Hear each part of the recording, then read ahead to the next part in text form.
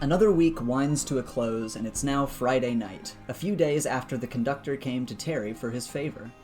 Terry, you've already sent some brief messages to Lily and Robert asking for their help with something, letting them know you'd give more info when you had it. Now, a message from the conductor pops up in your inbox telling you the situation in more detail. Tomorrow, on Saturday night, you and your crew are to meet him in the city at Alley Park around 1 a.m. Alley Park is nestled in one of the seedier districts of Terminal City, acting as a popular hangout spot for the homeless. In order to leave school grounds after hours, he's left his ID under a certain floor tile in the subway station below the school, which he gives you a picture for. After transferring to another subway in Terminal City, you'll be close to the meeting place. As for what the job entails, you and your friends will be helping the conductor deliver some precious cargo to a group of clients. More specifically, you'll be hidden and ready to protect the transport if any unsavory characters should show up. He'll bring the goods from their hiding spot to the park in order to pick you guys up on his way to the destination, the train tracks under Highway 78. With all this information, you'll need to tell Lily and Robert about what's going on if you're to make the meeting tomorrow, but it's already pretty late, so do you want to wait to tell them early in the morning, or do you want to try to see if they're ready to meet, late at night? Okay, I missed that last part. My internet just cut out. Yeah, it's late at night, but you've got all this new information. Do you want to try to meet with Lily and Robert now, or do you want to wait till early in the morning? What would Terry do? What would Terry do? Give me a second about that one.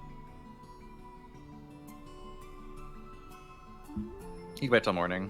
Okay. Yeah. It's pretty late at night, so, you shoot them both a message, and you kind of, you're like, all right, I'm going to meet with them early in the morning. I'll make sure they know about it. And we'll pass to daytime.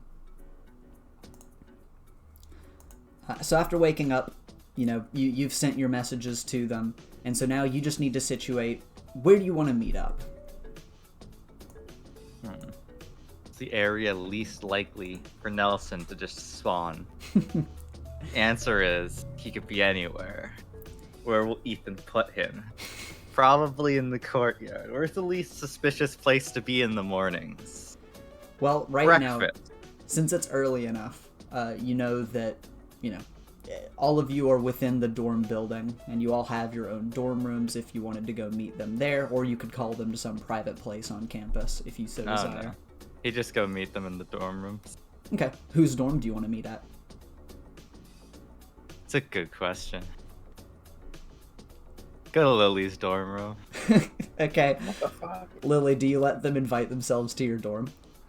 You'd message her first. He'd message them both and be like, that's what I'm saying. Are you gonna let them invite themselves to your dorm? I was gonna say, if they just showed up at her door, it's not like she could do anything. If they texted like, hey, can we come to your dorm? She would probably say no.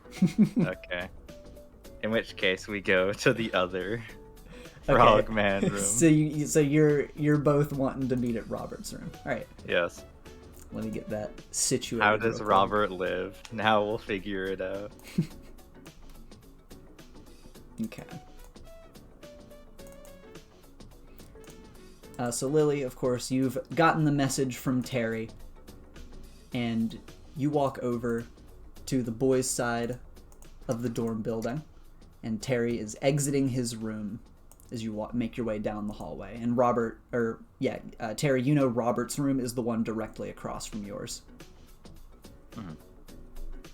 And you would have texted Robert, so Robert knows what's happening. Yes. Okay. The door would just be closed and Robert would not come out?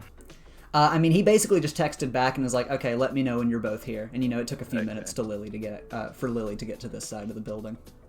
Okay. We message him, we're both here now. Okay. Lily's coming down the hall, one hand blinding, on cupping the side of her face, trying to cover her face as if that it will help at all. And the door opens. Hey guys. And then he just kind of keeps the door open and gestures inside. He says, welcome. And yeah. I have no control over my boy. What a normal room. Here you go, Kai. Let's zoom in and try and see. Being a frog really does not define Robert in any way. Yeah. I love Robert so much. He's just a guy. I'm really glad you guys chose to use his room because it does really show how normal he is. He's just a guy. Lily is definitely, when she came in quickly, just kind of wanting to get out of the hallway. But now that she's in, she's looking around and she won't say anything. But in her mind, she is it's not swamp themed. Surprising. So yeah, Robert closes the door, and he'll stand by his desk as he pours himself a cup of black coffee, and he just says, "Do either of you want any?" Oh, no, thank you. Do you have creamer, or is it just black coffee? He nods. He has some creamer. Yeah, okay. He starts getting a cup ready for you, and he just looks to you, Terry, and says, "So, what's this about needing help with something? You didn't really say a whole lot about it." Oh, a friend of mine is moving something today, and he'd feel safer if he had some people with him while he was delivering it. He's going through a pretty seedy part of town. Who is this friend? Oh, they know who he is, right? They've seen him? Yeah, they've seen him. Okay. Oh, it's the conductor. Train, bus driver. Oh. That guy? Okay. Robert just seems confused. And he's like, he's delivering something across a seedy part of town? Why? Well, other than, driving a school bus, driving's kind of his thing. Well, conducting, more accurately. So he does a lot of things like that. Be it delivery, moving things. Can't exactly do much else. Do we know what he's delivering? Is he delivering stuff to Staples or? Honestly, I have no idea. I could ask him. Robert shrugs. Lily, do you have any questions about this? Well, if it's in a seedy, how seedy? Or so you have okay. We should probably ask him what it is to kind of get an idea of I guess. Yeah. Yeah, makes sense. I guess it's seedy enough where he feels he needs people to be with him just in case something goes wrong. Are you gonna text him and ask him what it is you guys are delivering after? Yeah, he'd be he just look down at his phone and just text the conductor, what are you delivering? What am I helping you deliver is more accurate. And a couple minutes pass, and you get a pretty prompt reply, and it just says, "Not like you to be nosy," on a need-to-know basis. And he just types understood. Oh, apparently it's a secret.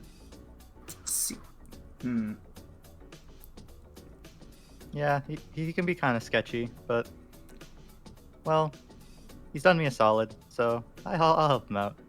Now I'm hoping you two would be willing to help me out with helping him out. Is it a crime thing? Robert looks between you two and says, "I do remember hearing that the conductor used to be a criminal. I think that he's doing his job here to try and make amends or something. There's some program he's a part of. I think that's why he got out of jail pretty early." But is this a crime thing we're delivering? Robert also looks to you. Honestly, I'd say it's a 50-50. He's a pretty secretive guy. Can I ask him a question? Oh, sure. He'd preface a text saying someone else is gonna text you using my phone, and you just hand it to him. Hang on. How I'm trying to think of how to word what Lily wants to ask him. How illegal is the thing we're delivering? It's not weapons of mass destruction, right? He texts back, "How illegal are you okay with?" It's not weapons of mass destruction, right? Takes a second and it says, "No." Okay. She hands the phone back. Robert Terry would read the conversation. Robert shrugs and says, Chuckle. "Well, as long as it's not like a bomb Yeah, or something." It's not bombs. That's basically what he told. It's not a weapon. So Well, like, you know. If it's a weapon, it might be a weapon of small scale destruction. Well, I He's the mean, kind of anything's person to kind of say stuff a like small that. scale destruction. True. Most kids at this school are weapons of at least small scale destruction. That's true. Our class alone is pretty dangerous. Yeah. Fair Probably enough. even more dangerous since most of us are going through puberty. Sure. He goes to set his cup down, having finished his coffee. Well, I don't exactly know how I feel about this, but you're my friend. I trust you, and if you're getting into something dangerous, I want to help you out. He pats your shoulder. Oh, by the way, in case this does go sideways, we can just blame him anyway. Yeah, okay. Robert nods. He's an old friend of mine. He asked me a favor. I couldn't turn him down. I dragged you two along. And we didn't know if it was illegal or not. We were just helping a citizen, doing something we thought was 100% okay. Yeah, honestly, this sounds pretty cool. So I'm down. Robert sits back on his bed. So, if we're doing something that is maybe sort of not totally legal, do we need to, like, wear disguises or make sure people don't know it's us? Might be a good idea. Go like stealth mode. Yeah, something like that. Not a disguise goofy enough where you'll be noticed, but one that just makes you look less conspicuous. Yeah. For a second, I was thinking about our hero costumes. Not that mine really covers me much, since we're I not don't really have well one. known. Oh, yeah, that's right. You were wearing your tracksuit for most of our in-class practices. Yeah, then probably just wearing all black or something would do well for us. Indeed. If it does get a bit too dangerous, it would be a good idea just to abandon it, though. This isn't worth too much, to me in particular. I'm doing a favor, but that can be stretched only so far. Robert nods. That's the situation. Well, when are we doing this? You said something about tonight, but, like, what time? Oh, does Terry know the time? Yeah, you were told to meet him at Alley Park at 1 a.m., which Alley Park, again, is in the seedier parts of town. And you were told where the conductor left his ID for you as well. Yeah, it's literally so seedy. Even the park is an alley. Monka Giga. Okay. Oh, Alley Park, 1 p.m. Oh, I'll be able to get out with his ID. He left it for me. Okay. I guess we can just meet at the subway station after curfew. Sure. Indeed. He nods. Alright, well, I guess I'll get my stuff together and pretend there's nothing going on tonight. I don't really know if there's anything we need to do to prepare, or if we just go and do it. Just prepare yourself mentally. He nods and gives a little croak. Maybe bring a snack or something. I don't know. Okay. Ethan, And- I have a question. Yes? That's not related to the scene, but related to the map. Okay. What is in these doors? Those are the bathrooms. Okay. All the dorms are built the same, so you would know that. I was just excited because I remember from whatever session it was that we saw like Aiden's room, and then last session seeing Echo's room. They like have these doors. Mm-hmm. So I've just been curious. Yeah, everybody's got a little bathroom. And they're on, like, opposing sides, so it's kind of like a room's width, but they're, like, stacked on top of each other. But yeah, after you guys chatted up a little bit more, Lily, you finish your coffee. You all go your separate ways for the day. I don't know if you two want to hang out or do anything during the day, or if you just kind of take the day as it comes and wait for nightfall. And with that,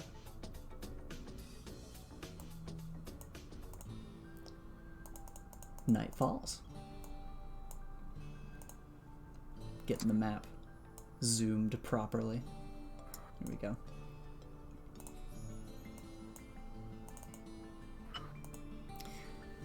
So, again, night falls. A few hours after the sun sets, you all sneak out from your dorms and scurry down to the subway station. There, you find and remove the mentioned floor tile, acquiring the conductor's faculty ID. You carefully replace the floor tile, scan his ID to override the curfew lockdown, and the doors to the subway open for departure. Stepping on board, you scan his ID again to activate the subway, and it leaves for Terminal City.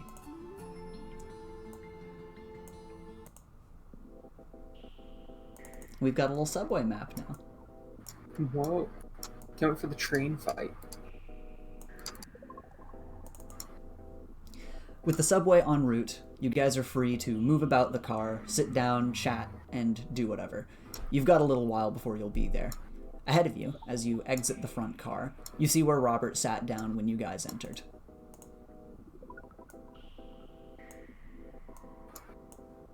Is, because this goes from the island to the city. Yes. Is it, like, underwater or is it above water?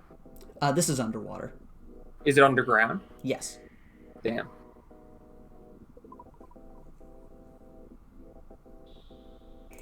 Lily would just find a seat. Yep. Terry would just go sit over here. Alright. So you guys sit down, and a little while passes as you all are just kind of minding your own business. And a few minutes after you sat down, Robert would just get up and move to sit over here next to you, Terry. And as he sits down, he looks over at you and says, "So, what kind of stuff did you do when you were, doing your criminal work?" Strange, open-ended question, but I guess I'll answer a bit. I got information from people, did odd jobs for my boss. It was kind of like being an unpaid intern. That sucks. Yeah, I eventually you realize being a villain isn't exactly all that good. Kind of awful, actually. Just kind of annoying or not worth it. Well, no one has any social skills, and you get treated like garbage. And you're very expendable. Also, I had to be around Pincer all the time. Who? Yeah, Crab Claw. Pincer Hand. Never heard of him. Sorry. It's better that way. Did you have just one boss, or were you, like, freelance? Yeah. I don't know how any of that works. I had a persistent employer, is how I'm gonna talk about him. He nods. Was it fun? At times. But I bet. it gets stale. Not really much upward advancement in your career as a villain. Well, unless you remove the person above you. I mean, that's kind of just how normal business works, too. Well, no, by remove, I mean, unalive them. Mm-hmm. Lily's I mean, yeah, not that to a lesser degree, that, but, like, I was about to say Lily's been watching too much TV.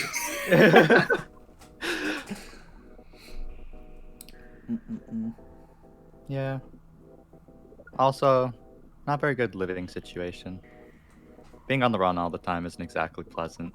Well, it's kind of exciting the first few times, but a few years in, it's just annoying. What did your parents think about it? You just go silent. Oh, sorry, I didn't. It's okay. Bit of a sore subject. He pats your shoulder just a little bit and gives a nod, not continuing on that topic. Well, I can't imagine how rough it was. But if it was rough, why... Well... never mind. He just kind of sits back.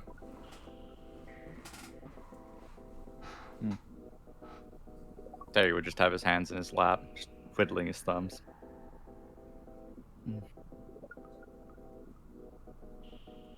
I have a strange feeling I'm not going to be able to leave everything I did behind. Oh, I forgot. There's like, I wouldn't say a large percent chance that this is a trap, but there's like a decent chance. Like, a chance enough that this is a trap. In that case, leave me. That the conductor would set up a trap. I know that's why it's moderately low, but if someone higher up on the food chain were to instruct him to do so, the chances are he would. Well, I Or, mean, I'll tell you, if we show up and the conductor's like, you fall into my trap, choo choo, I'm gonna kick his ass. I'm not gonna leave. Fuck that guy. Yeah, I mean, if something's gonna happen to you, I'm gonna stick around and make sure you're all right. alright. It's just that, in case this is a trap of my previous boss, I don't think he'd hurt me too badly. I'm kind of an asset. You two, on the other hand, he might use you to make me comply, and that would be very unpleasant. So, it's not a 0% chance that this is what that is. But I doubt it. The possibility's there. You said that there's not a lot of trust with people in this line of work. I have to imagine there's not a lot of trust between you and this conductor guy. I trust him about as far as I could throw him, and I don't think I could throw him. If only you had super strength. Yeah. That would be more useful. That would be useful, but I still wouldn't trust him. It's a weakness, after all.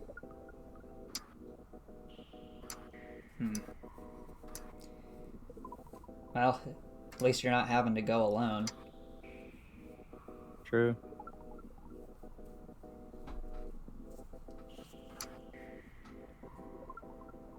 Robert looks over to you, Lily, and he pipes up, just kind of changing the topic, and asks, So, I haven't really talked to you much, so I don't really know a whole lot about you. Oh yeah, we only sat at like the same lunch table like twice, I think. Yeah, what is it that you do? Well, like my powers, Yeah, telekinesis. and why is it that you're going to Star Heights? Because I have a superpower. Oh yeah, but it's like a career school, right? Yeah. So, like, is there any specific thing that you're wanting to do, or are you just kind of seeing what happens? I guess I'm just seeing what happens. It is okay if you're like not super invested. I mean, I feel like I've made it. I guess yeah, we haven't talked. I make it pretty clear that I'm not real down with the cape. I'm not like a Nelson out there. You know what I mean? Yeah. I think a lot of this shit is a little kind of dorky, if you ask me. But Kinda, yeah. I have the power. Kind of figure I should at least go somewhere where I can maybe learn to use it. That's good. Yeah, I'm not trying to like grill you or anything, but I was curious, seeing as we're about to go possibly commit a crime together. It'd be nice to know you a little better. Yeah, sure. Robert. So, oh no, go on. I have a question. You said you on the first day, like you're from Earth. Yes, I was born on Earth. Where are you from? Oh, my family's from Memphis. Oh, okay. Yeah. I mean, I was born and raised there, brought up to the city. My parents aren't from Earth, but I was raised here. It makes a lot of people kind of confused. Well, I guess my mom's not from Earth, my dad is. Again, it's kind of weird. Sure. Everyone's parents are a little weird. Little hard to explain. True enough. And I think my parents are weird. My grandparents are even weirder. They're still pretty steeped in the traditions of, their home world. And it's a little backwards. It's kind of like the country, but times 100. It's I don't know. It's weird. I don't really identify with like the place where my parents came from, right? I just kind of Sure. feel like a human, but don't look like one. So, it is what it is. Yeah.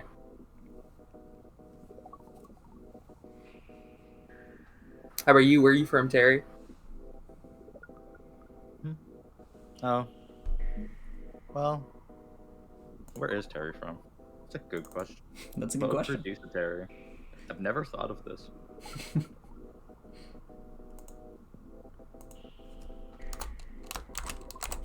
Is this in the U.S.? Is there a U.S.? Yes. No, we're in India. We're not in India. So the place that Terminal City is at, it kind of takes place in where New York City used to be before it was destroyed by nuclear warfare in World War II. What is the most boring state in the U.S.? This is a loaded question. Utah. Okay. I'm from Utah. Didn't stay there long though. I think I forget about that state, to be honest. Did you move around a lot? Oh, well, kind of. My parents, I was born there, parents are there. I'm no longer there. That's the long and short of it. He shrugs. Well, Lily, what about you? You from anywhere other than the city? Nah, I'm from Terminal City. He nods. My dad owns the mall. Do you know that? Oh, no, I didn't. You mean like Skyview Mall? Of course, best mall. Yeah, it's the biggest one around here. I was actually amazed first time I came to see it. It's a great place. So he owns all the mall. Like what does he do? Does he like actually manage everything that goes on in there, or? Yeah, I'm pretty sure he like decides what stores do or don't get to go into the mall. Got to make sure that only the best stores get in. That's pretty cool. He nods.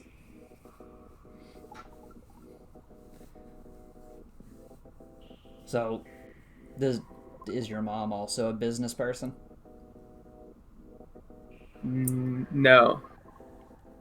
He shrugs and doesn't ask any further questions. Just kind of giving a nod like, yeah. Just seemed like he asked it out of curiosity and didn't really want to press any further. And in the back of your mind, you're like, okay, good thing I didn't have to say anything more about that. Yeah, the second he seems like he's gonna drop it, Lily just pulls up her phone to look busy. Starts like scrolling through Twitter. Also, as you go to pull up your phone, you drop it. It feels like it's smacked out of your hand. I look around. Is there a ghost in here with us? Yeah, there is. What is he? What is he? Why? You get the feeling it wants you to pay attention to it. Okay, I'll pick my phone back up, but I'll keep looking at him if he wants to fucking show me something.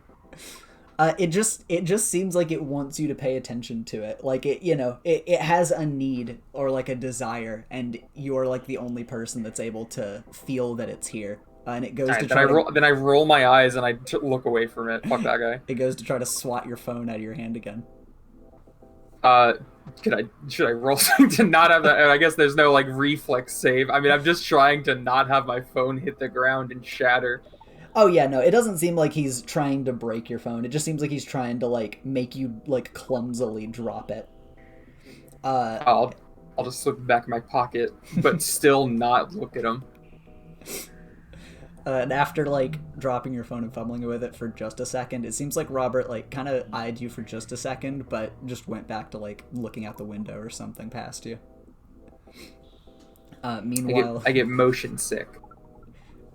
Oh, I'm sorry. That must make the subway really rough. Sometimes. You have a backpack with you? What? Do you have a backpack with you? Probably not.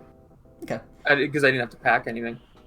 Yeah, do you guys... Because you're both in, like, your stealth gear. You want to describe your funny little stealth outfits? No. Liz just wearing, like, an oversized black hoodie. Mm-hmm. And, like, she's got sunglasses and, like, a face mask that she will put on when they get where they're going. Okay.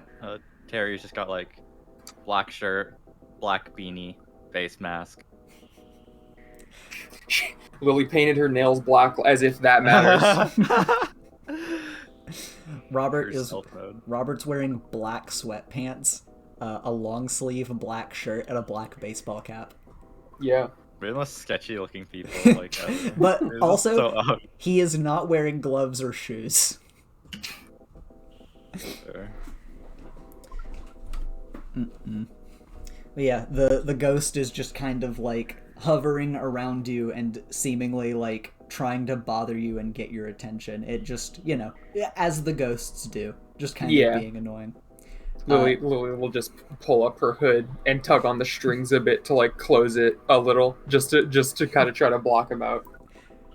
When that happens and the ghost realizes you're not paying attention to it, it floats away from you, and you can feel its presence getting a little farther away. And suddenly, Robert's hat falls onto the ground, as if it was like somebody swatted up at the bill of the cap and just kind of knocked it off his head. What the hell? He just goes to pick up his hat and put it back on. Lily is like sitting sideways and just looking this way. She is trying to ignore it. If I don't look at it, it doesn't seem connected to me. That's her thought process. Do you give a little side eye over to Robert, or are you explicitly not in his direction? I am just staring this way. Okay. Well, with Robert just kind of putting the hat back on his head, it seems like the ghost sort of starts losing its presence here. Just give up. Fuck that guy. Sometimes they just gotta give up. But yeah, the train keeps on rumbling into the night. And after a little bit of time passes, you guys end up in the city. You arrive in the city on a brisk autumn night, transferring to another subway before getting off and making your way down the street and into a nearby alley. Wait, is this... Wait. It's literally a park in an alley. Yeah, it's Alley Park. Okay. There, you find Alley Park and see the conductor doing inventory. Entering the alley, you notice... actually, first, let me check something real quick. Kai, you can move your token, right? Okay, good. I just wanted to check to make sure, since that was a thing on an earlier map. All right, get back over here. Okay. Entering the alley, you notice that the place is steeped with the faint smell of trash, and you hear a fire crackling from the nearby oil drum. The conductor turns to look at you as you approach. Ah, hello, youngsters. Right on time. Let me finish securing the packages and we'll depart. He stands next to what looks like a giant metal wagon.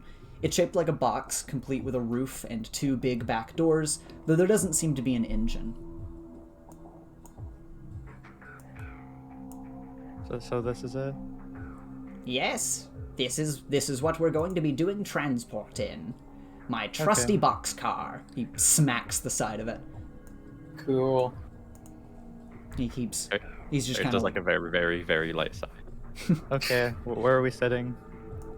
Oh, once I get done ensuring that all of the supply is here, you all will be sitting in the back. Alright. Robert just kind of looks around and kind of gives a nod to himself. And eventually, the conductor wheels himself back, leaving the doors open and just says, "Hop in, kiddos." Terry would just go. Just no words, no thought, just go. Robert looks over to you as Terry walks off, Lily, and then just kind of follows behind you. Who thought this was a good idea? He'd look at like the little park in the alleyway with like garbage everywhere and like fire.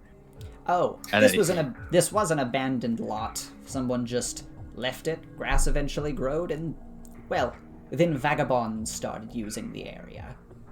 So it was just kept as it is. Fair enough, I guess. Yeah, Terry would just go to climb in the back. Sick lore, man. Everything ready. He gives you a nod. Also, this is a thing that exists. There are things like this. No, that's Lily saying that. Oh, okay. She's like, who gives a fuck? And Terry, you're asking if everything's ready before you hop in. The conductor nods to you and says, "Yes, everything should be secured.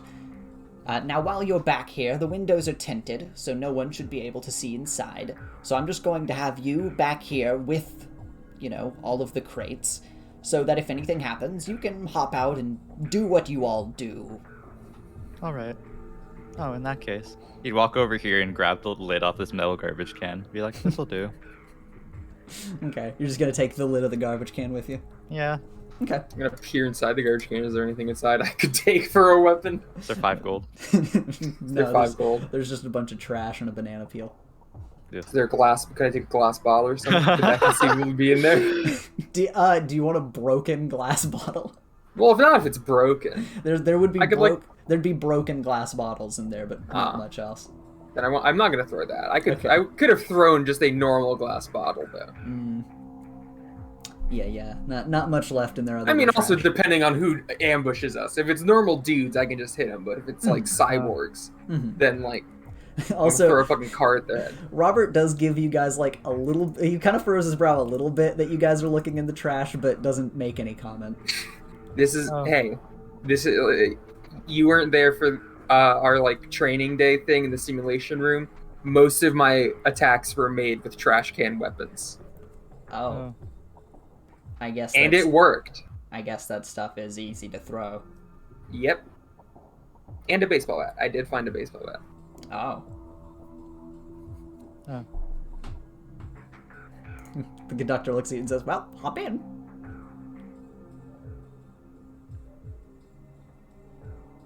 That's mostly just for personal safety reasons I'm asking. Oh, what did you ask? He asked the conductor, not to be nosy, but is the cargo explosive? Oh, no, it shouldn't be. All right. Is it toxic? It shouldn't be. Terry, just get in, scoot over. He really only cared if it was explosive. He doesn't feel like getting Fast and the Furious today. Hank, you guys can see Hank like kind of do a little double take at Robert as he walks in, and then he just kind of like shrugs and slams the doors shut behind you guys. You're a half-trained man with your brain in a top hat. Your How can tummy you is look a little strange at, like, what the fuck is this? Like, what are you talking about? Some people don't look in mirrors, you know? So you guys... after piling into the back, the doors are shut, and the conductor wheels himself around to the front. And he attaches himself to the wagon. On either side of you and at the front, there are some heavily tinted windows, the kind you can see out of, but you're sure can't be seen into. From behind him, you can see the conductor's chest piece light up, the heart inside beating faster and faster. Then, the light at the front of his train attachment flashes on. Steam rises from the valves at his back, and his creaky wheels begin to turn. After a few moments of intense, strained effort, he begins driving the boxcar forward as effortlessly as a train carries its own, as he is just going to pull you guys along. How do you guys... Yeah, go on. As we start going, Lily was going to out, just like in a normal room volume. Yo, Hank, can you hear us? And then, Terry, you get a little call on your phone, and it's from the conductor. He'd pick up. Yeah. Hello, Terry. I've got an earpiece in so I can communicate with you all while you're back there. Should I just keep the call going then? Yes, just keep the call on speakerphone or something. Oh, okay. He wouldn't do that. You're not gonna put it on speakerphone? Okay, no, he'd think for a second, like, do you guys want to, like, hear him? He has an earpiece. He can hear us now? Can you hear them? No, because you haven't put me on speakerphone yet. Oh yeah, do you want to talk to him? He'd asked Robert and Lily. Robert shrugs and is like, might be a good idea if any of us see anything. Well, okay, before he can hear us, I just got to get this out. This is so lame. I can't hold that in. That's fine. Okay, I'm gonna put you on speaker now, conductor. He'd put it on speaker and just put it like to his right, like on between him and Robert. Excellent. Now you all will be able to hear me and hear my grand tales as we go along. Lily puts her earbuds in, starts watching TikToks on her phone. And you guys start driving down the alleyway.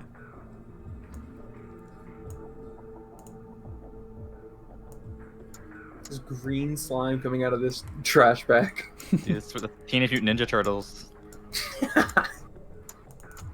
Zoom out a bit. Here we go. Mutagen, Monka Giga. We're behind the studio of Nickelodeon. Oh no. The mouse. The mouse? Yeah. Is Nickelodeon owned by Disney? No. It'd be the sponge. So, you all ride on, stowed away in the back of the boxcar.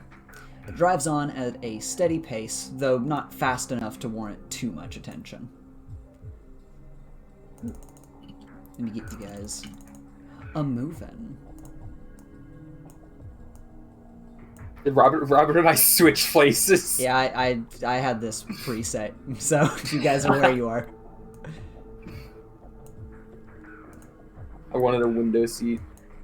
The conductor, as he is like rolling forward, speaks lowly into his earpiece, currently on call, of course, with you all.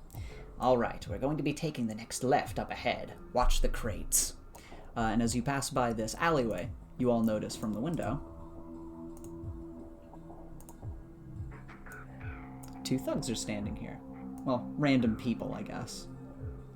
Mm-hmm. A few strangers just kind of hanging out. One of them is on the corner, smoking, sitting against the wall. The girl's just kind of leaning against the wall, checking her phone. Both of them are eyeing the boxcar with, kind of a side eye, but they just look back to what they're doing and talking to each other. Ooh. I'm trying to move my... There we go. That's better. Y'all continue rolling forward.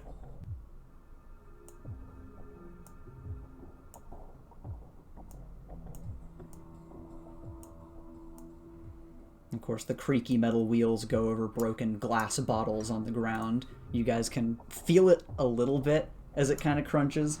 Of course, this doesn't have the suspension of like a car or too sturdy of a vehicle. But yeah, as you approach your oncoming turn, you guys see this. A few more strangers are hanging out, just kind of holding a hushed conversation. When they see the boxcar, they go quiet and kind of raise a brow and just watch the conductor move along. Quietly, he mutters back into his earpiece. Okay, new plan. We'll keep moving forward and take a different route up ahead. Are we not be... all right. I trust in your decision-making abilities. If we go that way, they're blocking the path. I don't want anyone asking any questions. He keeps rolling along.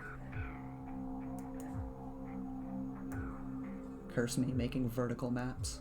Gotta keep moving myself up. There we go. Just have a vertical monitor. It's true. Just have a trackball that specifically just controls your points of view. As you roll past this alleyway, you guys are kind of, maybe catch a side glance out of the windows.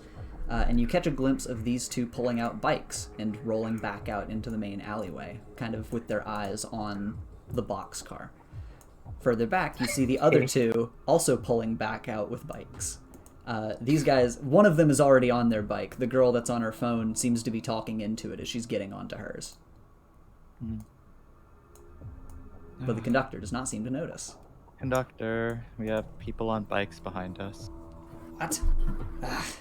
Great. Alright, I'll pick up the pace just a little bit. If we go forward from here, we should be able to make it out of their line of sight pretty quickly. Alright. And at that, some more steam pours out of his back. And... Wow. And then he kicks it into gear 4 and we hit 250 miles per hour. It's true. He kicks it into gear 4. He starts going faster as he starts chugging forward with his fun train wheels. Behind you, the thugs on their bikes start quickly wheeling after you guys, now very openly chasing after you on their bikes. Oh, okay. Yeah.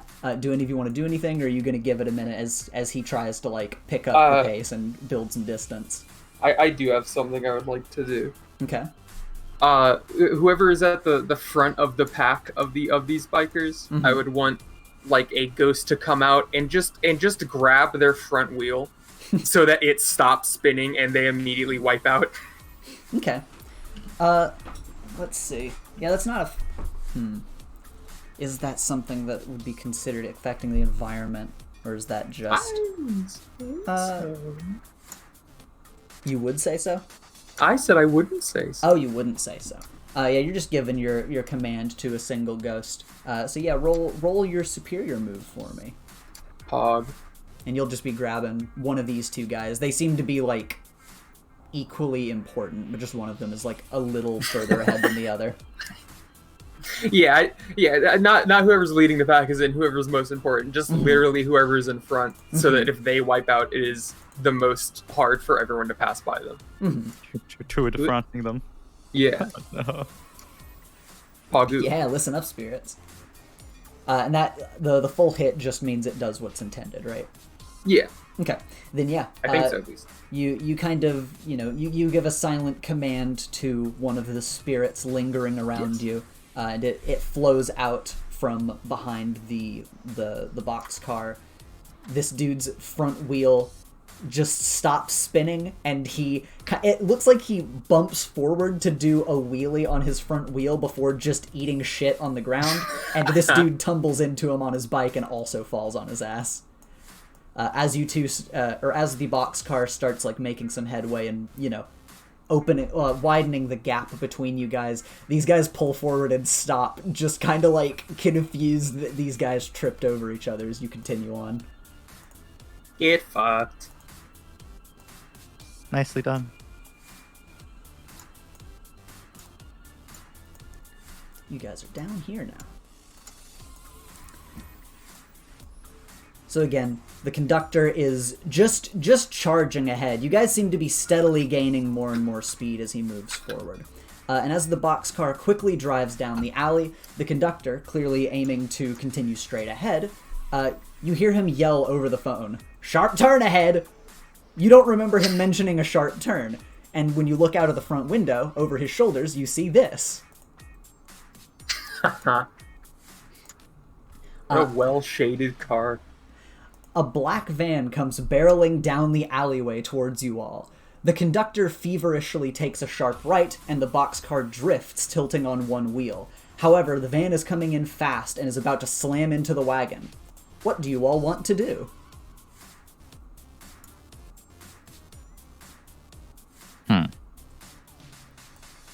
Isn't that an issue? If I make him afraid, he's probably just gonna hit the gas more and just like throttle us and also go flying out the windshield. And Robert does not seem like he has any ideas.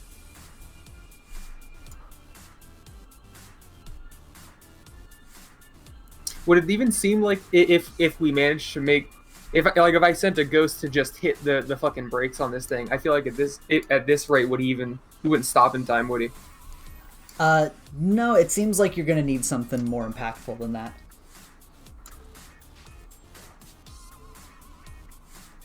What can Robert do? He's got the powers of a frog. That's great.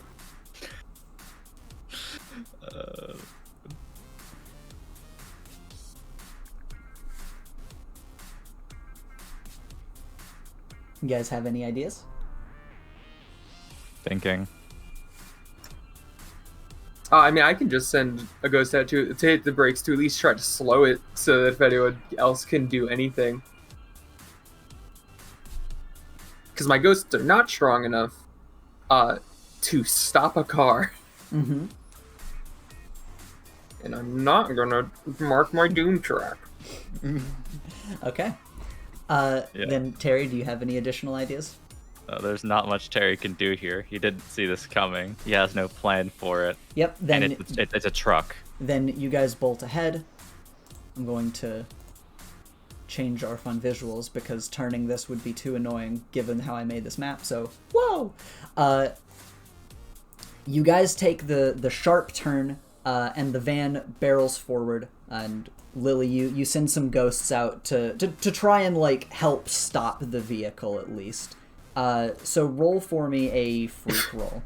If I made a ghost, would that kill him? If I made a ghost go in there and twist his wheel so he just hits the wall, do I think that would kill him? You're wearing a seatbelt. That's what you're betting. No, you don't think that's going to kill them. No, you think that's Then just gonna... I think that could full stop him. So I will try that instead. All right, and which way do you want him to turn? I assume, like, this wall? Yeah. Okay, then yeah, roll... Because I feel like he could just get jammed if he goes like that. Yeah, then roll freak for me.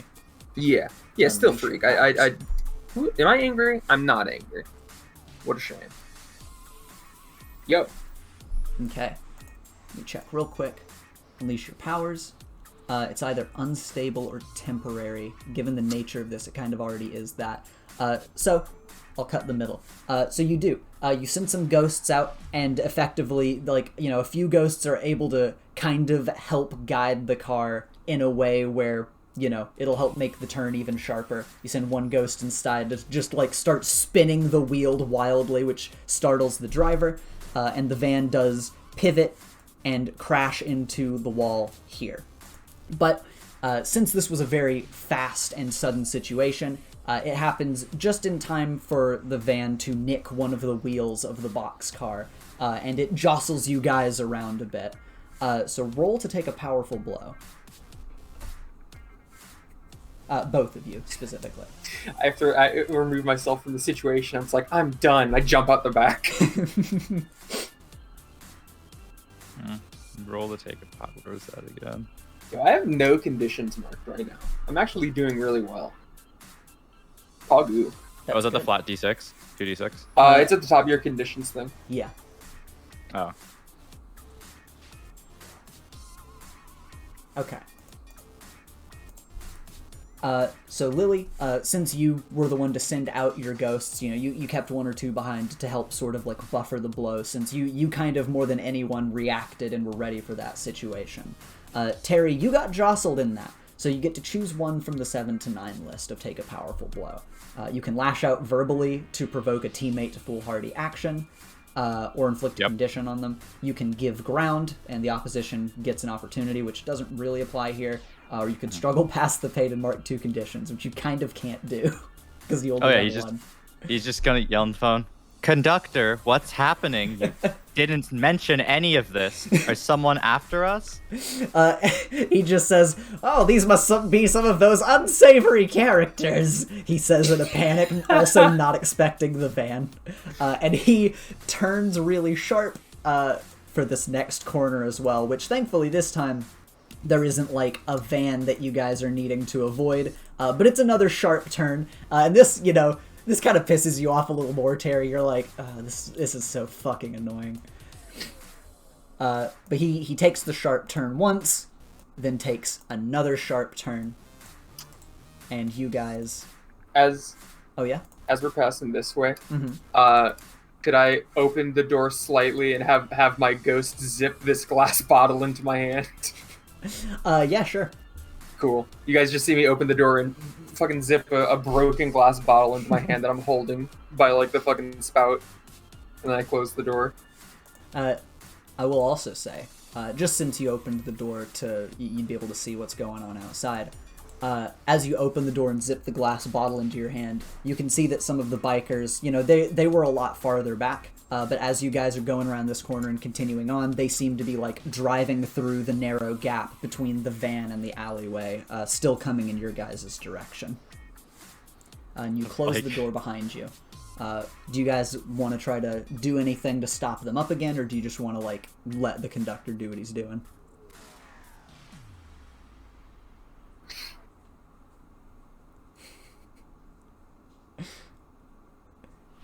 Yeah, what you thinking, Terry?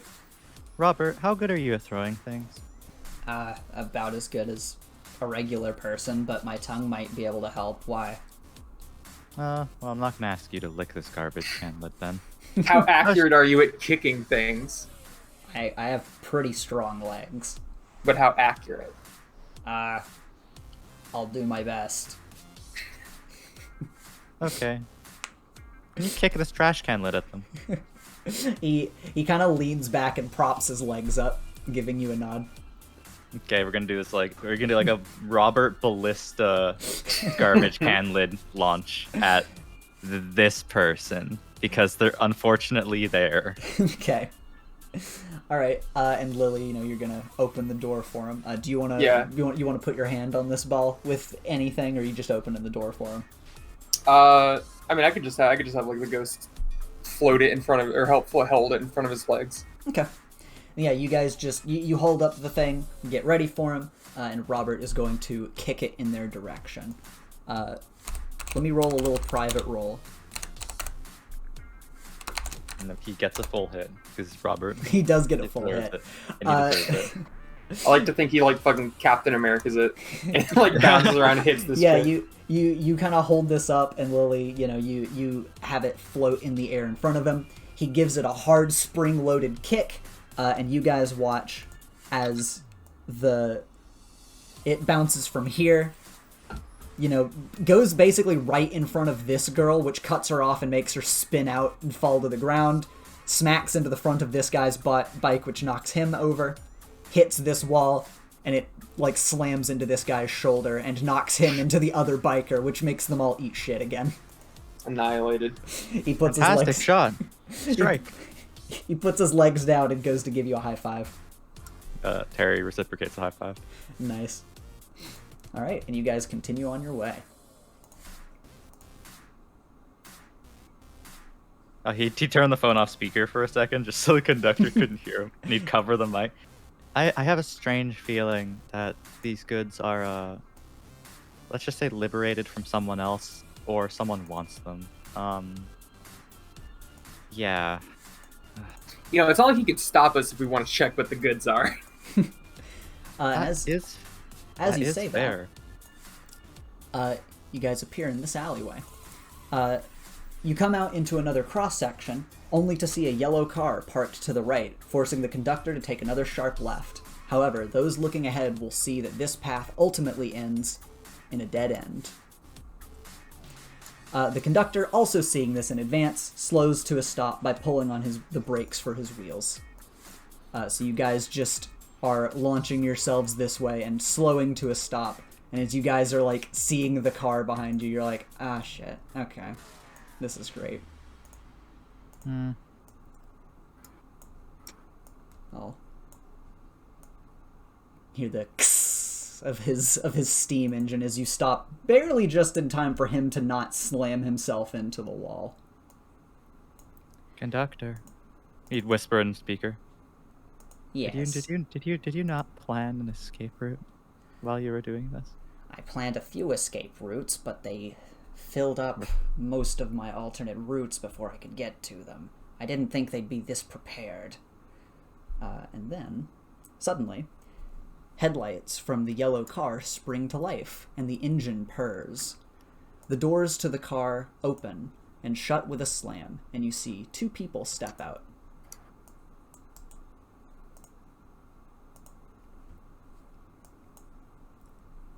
And I'll put on this.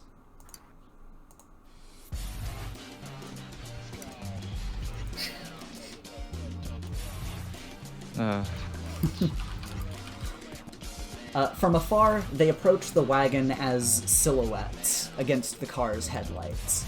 The woman stays back a little bit, letting the larger guy kind of do more of the work of approaching you all. There we go. Once again, vertical maps. Be damned.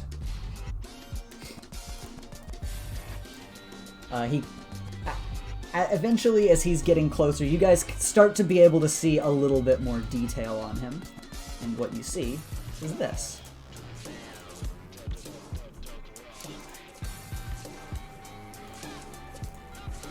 So this dude just sort of lumbers on over, and he kind of laughs out to himself and just says, "All right, premium haul for tonight, premium haul."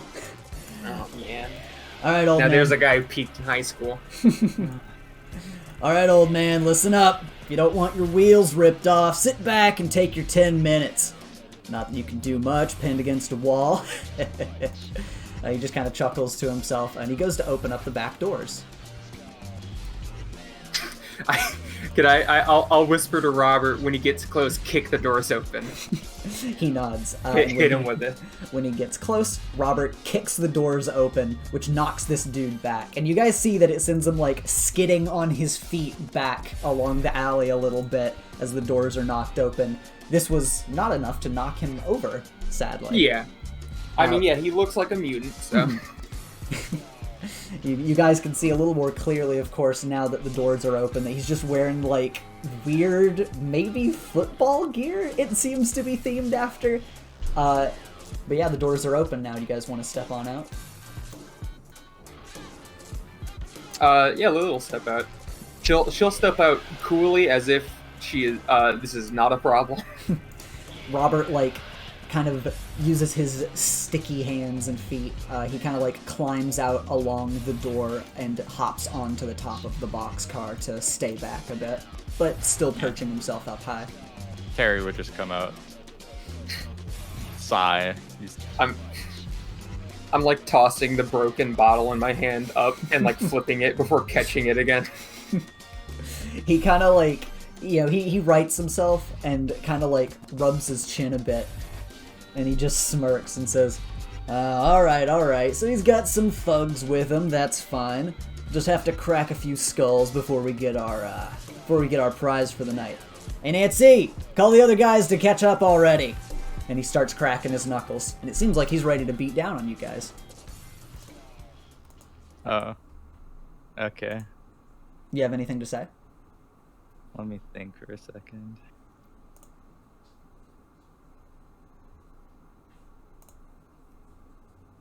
Terry's just gonna say this. Hey, I have something to do tomorrow morning. Could we, like, not do this? Could we just leave?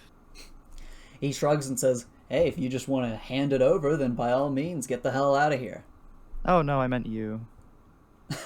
Oh, I'm not going anywhere. I want what's in that little car. What is in the little car, if you don't mind me asking? He sneers at you and just kind of starts laughing and is like, you guys don't even know what you're fucking delivering? That's fucking cute. Hey, he goes to charge towards you. Hey, if he said, like, fucking poison, Lily would be like, I'm not dealing with this, I'd leave. Like, if it was illegal enough, Lily would be like, yeah, fuck this guy. He can fight his own fight. But yeah, as he says that's cute, you're like, oh, he didn't fucking tell us. This dude just immediately charges into you guys and just goes to armbar both of you as he tackles you. So, let's see. Both of you roll... Let's see. Yeah, roll to take a powerful blow.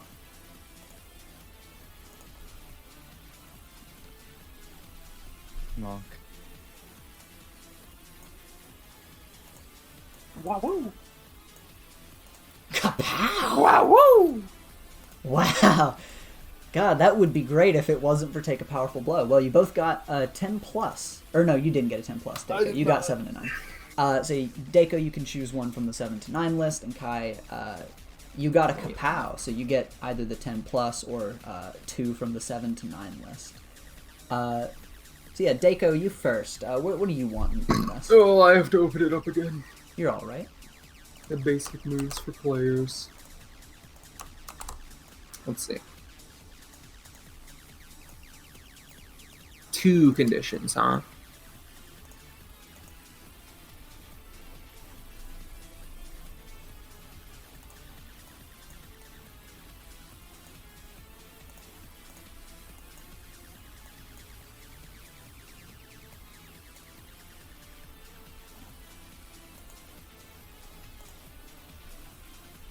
What would give ground even look like here? Because I don't know how much further I can give ground.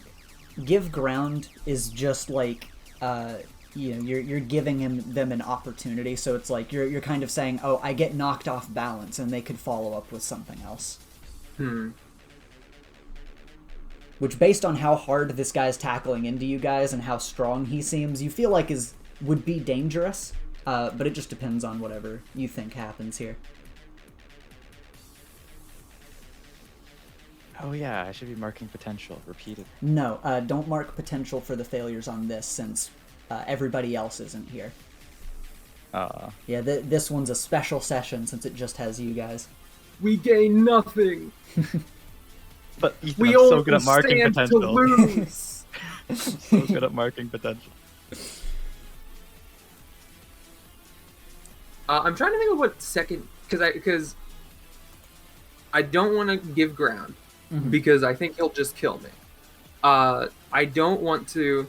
Well, not that I don't want to. I don't think it makes sense to provoke anyone else because like who the fuck would I yell at here? We're all getting attacked by the same guy. So I want to mark 2 conditions. Angry makes sense. Yeah. Because I think when she's just trying to ask a question to understand the situation, being met with a punch to the face would make her angry. But I'm trying to think of what else. You could be afraid, not like, afraid doesn't mean you have to be pissing your pants in fear of him, but it could just be like, okay, this guy is stronger than I thought, and I felt it in that hit. Don't want to get hit by that again.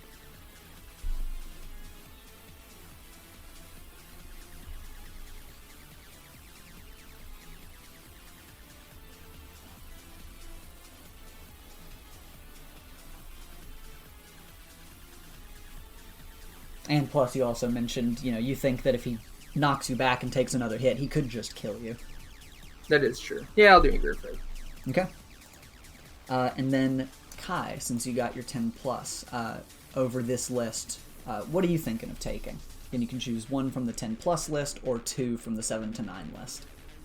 Well, if I lose control of my powers, I know what's happening. Just end the fight. Yeah, my my mind's eye has opened, and I know it's gonna go down. I don't want to deal with that later. I mean, you could do it. You are such like a little gremlin. Losing control of your powers is so cool. Yeah, I know, but like, I'm an artifact player. I see 8 steps ahead. There's only 15 of us now. I'm part of a special club. So he's gonna give ground to this dude, and he's gonna just yell at Robert, just do something. He's not gonna use his name because he's not that much of a dumbass. Like, get down here and do something. You yell at him as you anything. get the wind knocked out of you. And Lily, you didn't get knocked into a position like prone or anything, so you kind of get like flung back into the boxcar on your ass, but out of range for him. And Terry, you get pinned to the ground under his hand, and he's gonna raise a fist to just go and punch you in the fucking face, but because you called out for Robert will jump down onto his head and just is kind of like grappling onto him, which makes him let go of you and stumble back as Robert is just like, trying to keep his attention away from you. And as you go to sit up, you just see him grab Robert by the scruff of the shirt that he's wearing and slam him into the wall as hard as he can, which Robert croaks out in pain loudly at. What do you want to do?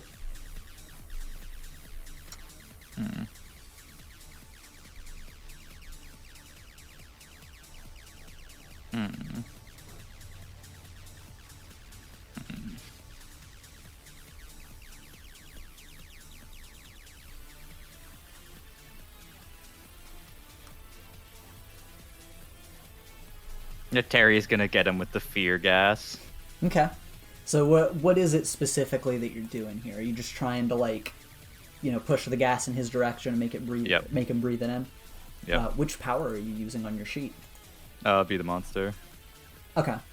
Then roll whatever that says to roll, and let me know what it says for your result. How that goes.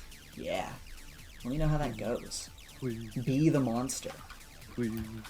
Please. I rolled like good, bad, multiple times. And I missed. Nice. Okay, so what does a miss say for that move? They react with violence, hatred, and paranoia. And Okay. you suffer the brunt of it.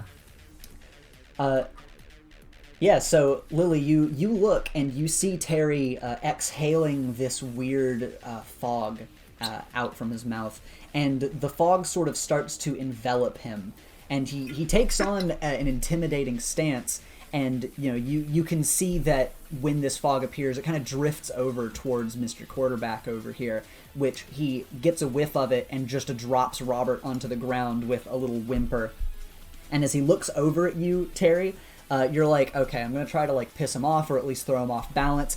And like veins bulge out of his neck, and he just gets pissed and like jumps in the air and goes to just like dog pile on you and tackle you to the ground. So roll to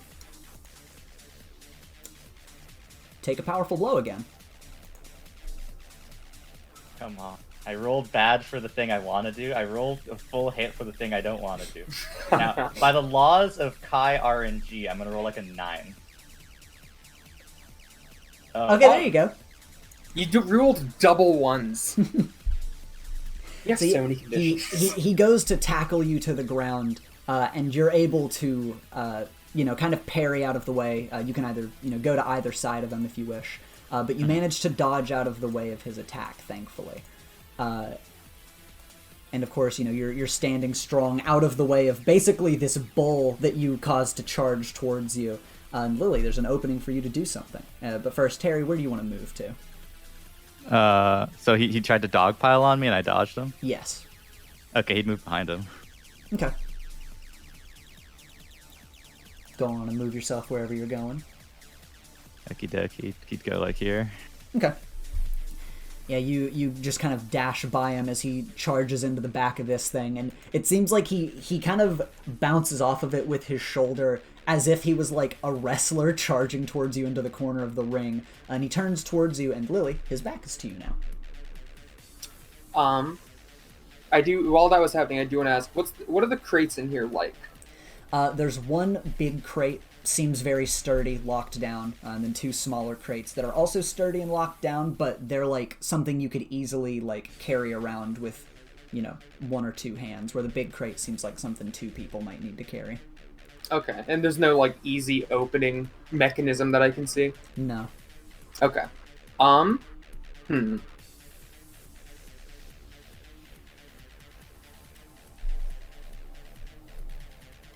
If his back is to me, I think Lily will try to jump onto his back, and she will try to, like, use her enhanced strength to, like, bring it around. And she's trying to, like, slam specifically on his visor to see if she can, like, fuck with his vision. Like if she can crack or anything the visor to make it harder for him to see. Okay. Roll to directly engage a threat. I am bad at that now because you made me take Afraid. You'll get it. I won't. No, I'm so sorry. Sigh. Let's see. So yeah, you go to jump on him and you start, preparing to sort of like punch around to his face, but he just sort of like wobbles around. Terry, you kind of keep your distance a little bit, and then he spins around with you kind of on his back and shoulders and aims to slam you into the wall. So of course you take a little slam into the wall. Roll to take a powerful blow for me.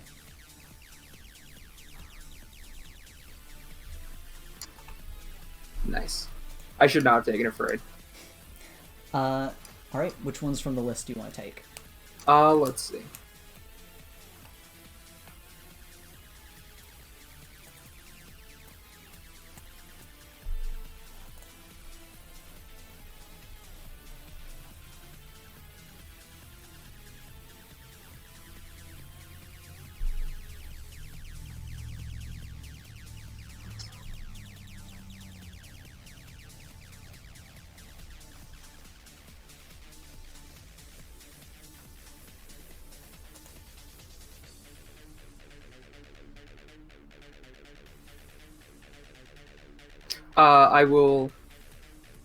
I'm going to give ground. I'm not taking any of the top ones. Okay. I will give ground, and I will lash out verbally. Is the conductor a teammate? Can I yell at him to do something? You can yell at him, yes. Okay. As Lily is getting slammed to the wall, I assume the give ground is she can't really get out of that hold. Mm-hmm. But she will yell at the conductor like, "Hey, you're the fucking 2-ton dude in this alleyway right now. Back up. Do something." You get slammed into the wall again after calling this out, and the quarterback, kind of steps away from you and lets you fall to the ground, and you just hear the conductor call back, "I'm kind of pinned back here. It's much harder to go in reverse. I'll try to start backing up. It'll take me a minute." And you can see steam starting to rise from his back as he's preparing to start backing up, clearly needing to build up a little bit of speed. And as you fall to the ground, quarterback is just going to turn to face all of you, kind of looking around and, seeing you two slumped against the wall. He'll just turn back to Terry, and he's going to go try to close the gap and just go to dome you again. What do you want to do in response? What do I want to do in response? I'm just gonna try. I'm gonna use Be the Monster again. Okay. Yeah. I'm just trying to get him with the fear gas. Just roll freak again. Yep. Sorry, I had to pray to 9 gig. I'm so sorry, bro. That's fine. I expect this. I was thinking before coming into the session, like, man, this is going to be just like doing JoJo campaign again. It's going to be just with Daiko and Kai. And you know what? Sure as hell feels Except familiar. I'm not even rolling well. Usually I at least roll somewhat well. Oh, God. So yeah, the fog that's swirling around you, once again, you waft it in his direction as the fog builds up around your body. But again, you can feel in his mind that he is just seeing red, and that your powers are just pissing him off more and more as he just picks you up and throws you as hard as he can into the boxcar. Roll to take a powerful blow. I'm so sorry, bros. Nah, this is what I expected. I'm so sorry, bros. This is what I expected. All right, what do you want to take from the list as you are flung back onto these crates? Let me do some light reading. Okay.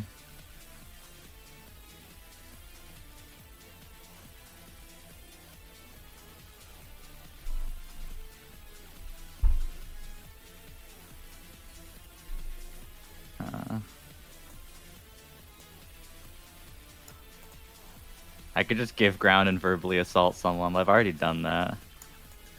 Just all yell at the conductor. That's so mean. Let's leave this night with the conductor going home in the worst mood. I want him to go home and be like, I'm such a piece of shit. I can't do anything right. Yeah, so I'm gonna give ground because I'm. Also, if these were explosive, Terry would have died, and that would have been funny. And then he's going to go, Conductor, you told me nothing about this. What are you doing? You're putting us in danger. You call out to him. Your phone's like on the ground in here. And you call out to him, and you hear his voice on the phone say, well, I didn't expect this exactly to happen. This is why I brought you! And as you're sitting there, you and Lily and Robert all are kind of dazed after being slammed around so much by this dude. And he gets a moment, kind of turns around and moves away, composing himself a bit. You can kind of hear him going, okay. Did he seem to be like stronger when he's angry? Is that kind of the vibe? Yes, it definitely felt like he was hitting you guys harder and harder as he got pissed off. Okay. But as he turns around and is like, all right, totally chill. You see down the alleyway and hear footsteps from the people from before. And they're starting to run up in this direction, and they look battered up from before, thankfully. But they're all like closing the gap since it's been a little bit. They're like, hey boss, what do you want us to do? Just a bunch of fucking kids. Take them out, and we're gonna take the crates for ourselves. And they nod, all kind of pulling out some brass knuckles and baseball bats as they go to just like file in and come towards the boxcar. But you guys have a minute as he had an opportunity and he uses it to kind of let his boys file in. So, Lily, you're the one that's out here closest to what's going on. How's your reaction to this? What are you gonna do? I don't know.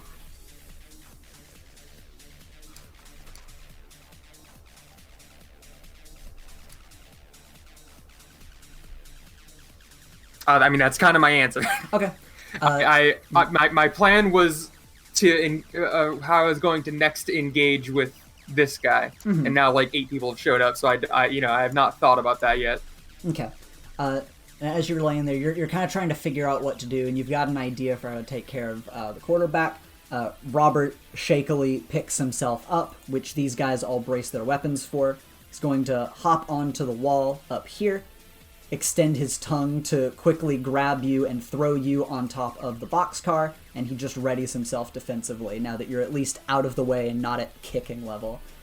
Terry, what do you want to do now that you see a bunch of lads lining up out here?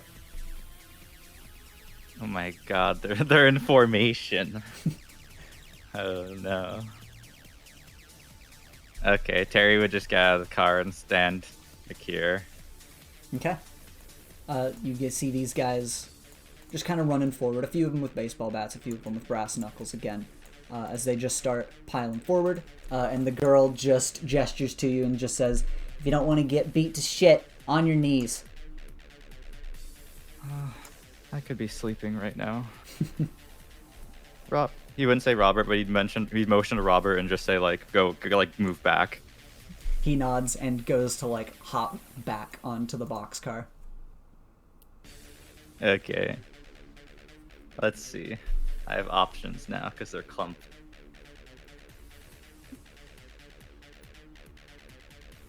Could just throw the stuff at them. Maybe he lied. Maybe it is explosive. I'll move Robert and Lily to the sides just to keep in mind that the inside is still empty, but they're on top.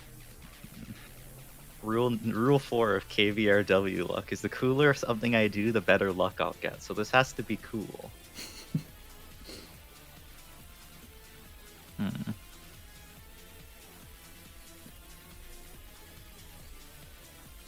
Yeah, well, he's just gonna do like the fear gas again, except on like these three. Okay, are you wanting to Closest. specifically do be a monster, or are you wanting to Yeah. use one of your other moves? Well, no, the other one requires him to already be afraid.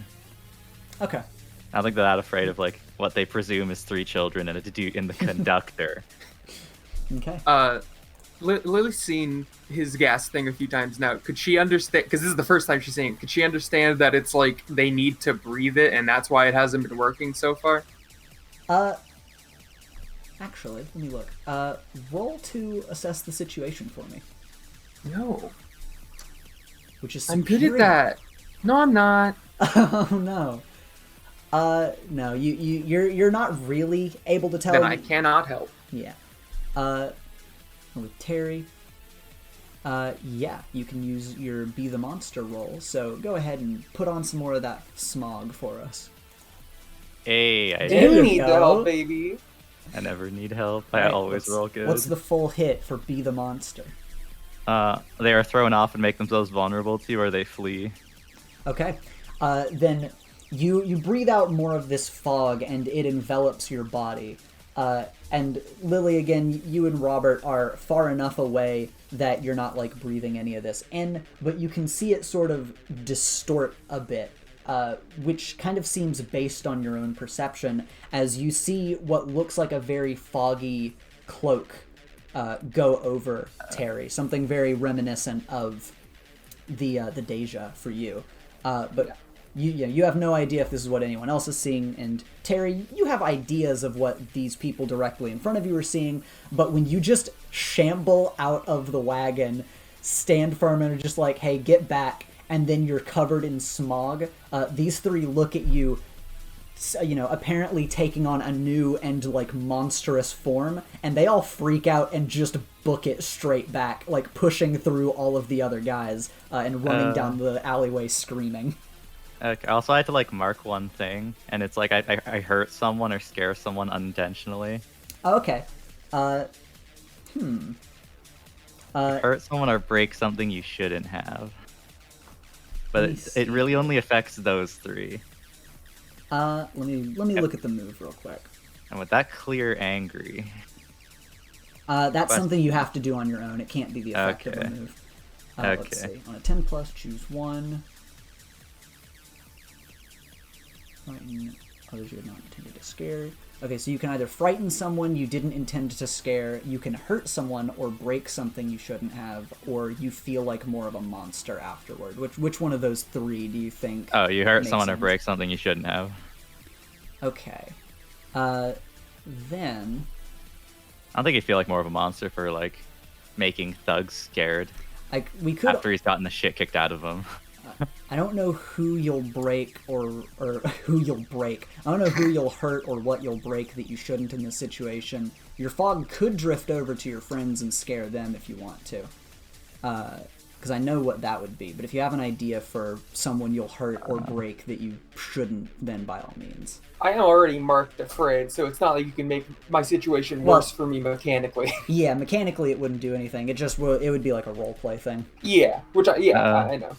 I'm down for that then. Okay. Because unless one of these people tripped and like smashed their face and they're now dying, They'd literally die right there. Trip. Yeah, they Genghis Khan themselves. Oh no, my very expensive porcelain egg that I stole from a museum! Broke it! So yeah, you see the fog envelop Terry, and you kind of see it start to take a form. And the fog keeps pouring out from around him, and eventually you and Robert are able to breathe it in. So what is the vague idea of something Lily might see from Terry that would just like, for one, like actually genuinely terrify her? Would it be an image of the Deja, or would it be something distorted from that? Is it like Terry turns into the scary thing specifically? Yeah, it looks like he's morphing into this thing, and it has like it has a psychological impact on you. Like you're believing this is almost real. Yeah. I didn't know if it was like Terry turns into the scary thing, or if I'm gonna have like if my greatest fear was like the I got an F on my math test, if I'd have like a vision of like being in class getting an F. That's the other one. Yeah, that's the other one. Then yeah, I think he would probably turn into the Deja. I think that is really. That's why I wish I didn't mark afraid, because I think it makes most sense. I feel like Lily mostly only gets scared by the Deja, because I feel like once you see death, it's like dude in football gear. I don't fucking like whatever. Like you're strong. It's like whatever. You got slammed against the wall and you were like, ooh, okay, I don't want to get hit by him again. And now you're seeing this, and it's like real fear is settling in. And yeah, so how does Lily react to seeing him turn into a Deja right in front of you? I think because she saw the mist, she was already wondering, because she hadn't seen that before, so I wasn't able to make the connection when Lawrence told me all that shit before. Mm-hmm. But then I think she was already starting to make like the, hey, where does his mist come from kind of thought. And then I think seeing the Deja form, I think she still thinks it's Terry, but she's like, is Terry like a Deja? Like, is he a Grim Reaper? Is that his thing? So I think she is freaked out by that. And meanwhile, you can also see that Robert is visibly afraid as well. Of course, not vocalizing over what, but you figure he's seeing the same thing you are. And Terry, you don't exactly know that you've affected the people behind you, but you know that the people in front of you are kind of at least off balance, since the front three ran off in a panic, with these two deciding to try to like charge in and at least, keep you in front of, or keep themselves between you and the quarterback, as they're like, hey freak, don't come any closer! And the girl pulls out a gun and aims it at you, but with shaky hands. What do you want to do? Oh yeah, I get a reaction to this? Yeah. Nice. Oh, the person with the gun is specifically going to fear gas to make them hallucinate. Okay.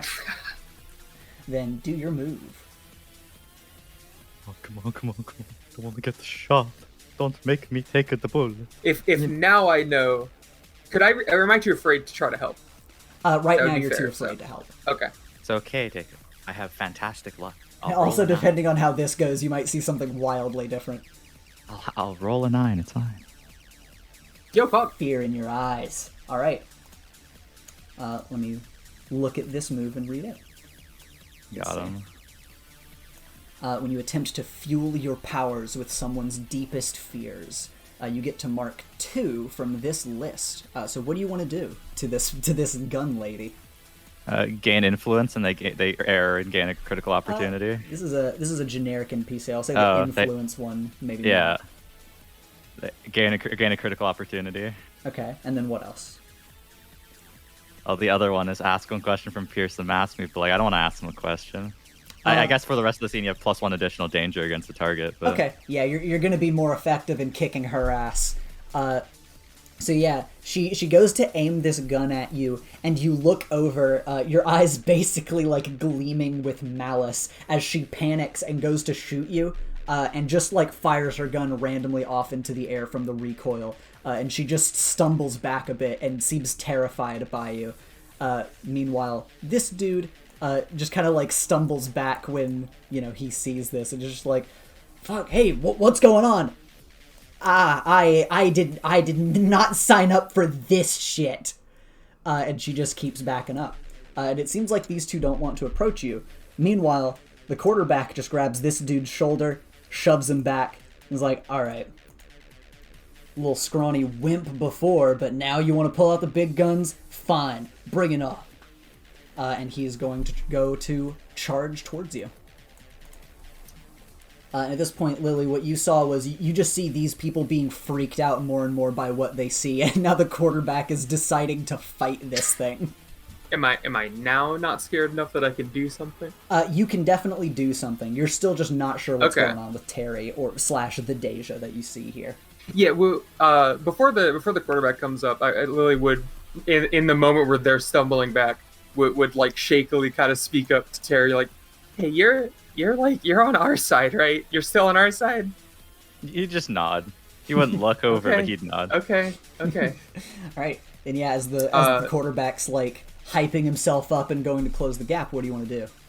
Lily will stand up a bit stronger on top of the cart, and will point to him, and I will activate infinite powers. Mark my doom track. Okay. And I'm going to take emotion control from the delinquent. Okay. And I point to him, and I imagine like the world, like he can only like hear my voice as I'm talking. Okay. And I'm just gonna say like, "Hey, we're just kids, man. You're not gonna hurt a couple of kids, right? What would your mom think? She wouldn't be happy with this, would she? You're a mama's boy, right?" Like, just start saying a bunch of shit to try to like emotionally make him feel bad.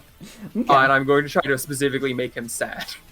All right. Because if he seems to get stronger when he's angry, I'm going to make him. I want to make him cry. Yeah, that makes sense.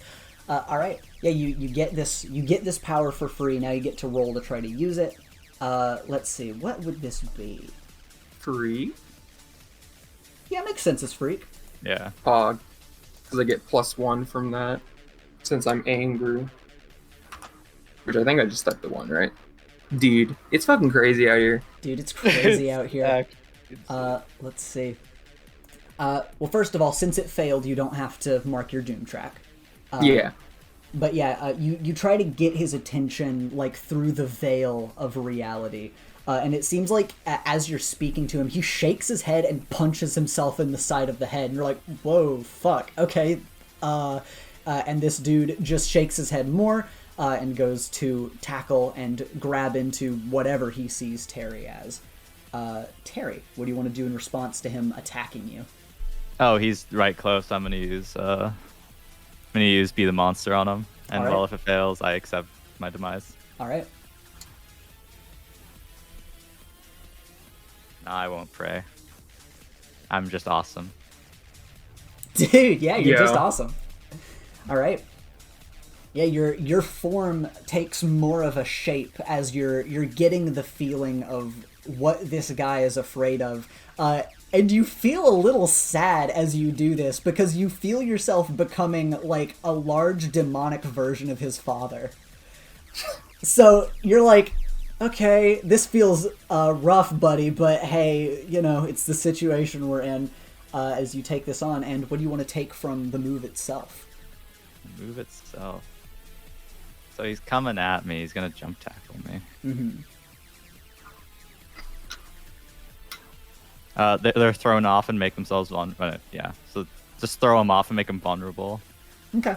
So yeah, he rushes forward and like grips you by the shoulders, and when you finally feel the last of his fears trickling in, and you're able to mold his vision of you based on this, you see him like shudder, and he stumbles back a bit, looking at you. And Lily, as you see him stumble and move back, you get an opportunity to do something if you wish. I don't know what he's afraid of, right? I don't see Terry change into that. That's a good question. No. What would be the monster? No, No. yeah. You just see Okay. you see the Deja image as it was like sort of starting to like fade and become a bit more foggy. It just like regains its composure and pulls Got more itself visceral. back together. Okay. Yeah. So it feels even more real. But thankfully, Whoa. it's not affecting you as deeply as it is him, since you have this like grounding in reality of having communicated with him.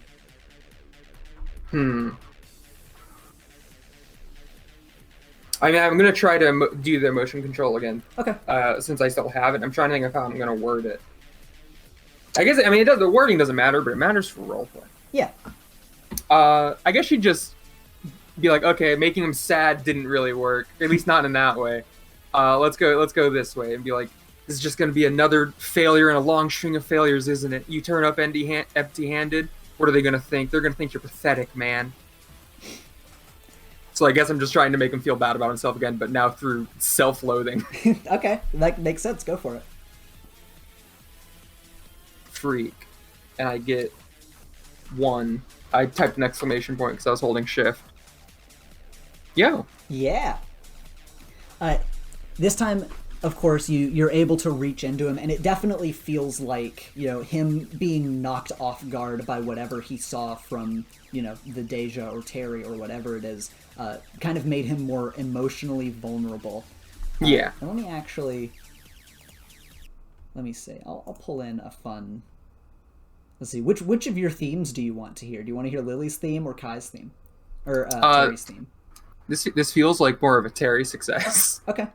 Then.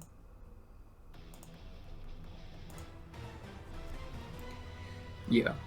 So of course he stumbles back and is just like not sure what to do, and then almost like magnetically his eyes are brought up and lock onto yours, Lily, as these words again pierce the veil and basically seep into his very being, and he looks back to Terry, and Terry, you can feel what he's feeling. In his mind, he feels like a failure. It's all like stacking on top of him, memories from back whenever, you know, he was at home with his father, just feeling like a failure. All of that is rushing back to him, and it feels like he's really been knocked off course. He has no fucking idea what to do.